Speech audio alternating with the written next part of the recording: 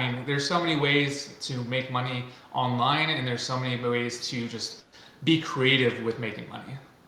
That's crazy. I never heard of that before. The car Well, rental? yeah, it's called Toro. You can use Hire Car. There's a few of them out there, but yeah, I mean, it's like Airbnb for your cars. There's other ones like I could take a laptop or like DJ equipment or drones, and it's called Fat Llama, which Mm. is a place you can put like your electronics on and rent them out to people. So it's called a sharing economy. Awesome.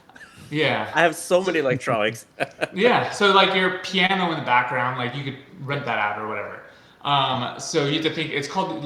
You guys can Google the sharing economy.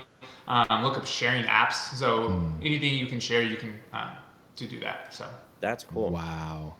See, I told you. I told you he was smart, man. This man Yeah. here is like, and the whole time I'm sitting up here thinking of this Jay-Z song. It's like there's 100 way to get it, double your money and make it stack or something like that. I'm like, yo, on to the next, on to well, I mean, if you think about it, like that's how the rich get richer, right? Is of they course. essentially have other people pay down their assets. The Yeah. hotels, businesses, not businesses, but like you're literally taking an asset that you're letting someone else use, and then they're paying it down, either be a Mhm. car, a mortgage, whatever that is. I mean, look at what Elon Musk did. Like he borrowed against his assets of Tesla and then bought Mhm. Twitter with them.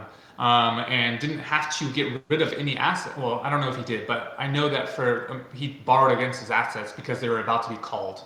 And so, if you borrow against your assets, you're just leveraging one asset class to buy another asset class and hoping that both appreciate so that you can pay one down quicker. And then, obviously, you keep the gains from the one. So, for instance, when we bought real estate, we bought one rental property, it appreciated in value. We did a cash out refinance. So if you guys know what a cash out refinance is, when you just kind of the difference between what you owe on a loan and a new loan, you can take out a percentage of that appreciation and put it into a new property. So that's what we did with real estate. Is we had one property appreciate, it gained in value, we bought another one, and then that one appreciated, and then we borrowed it against that one and bought another, and then we had three properties.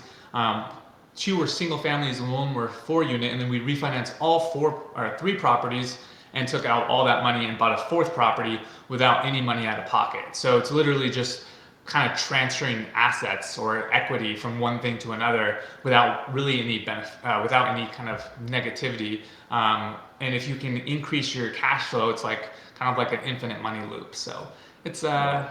yeah, I just love just using assets to make more money. That is amazing.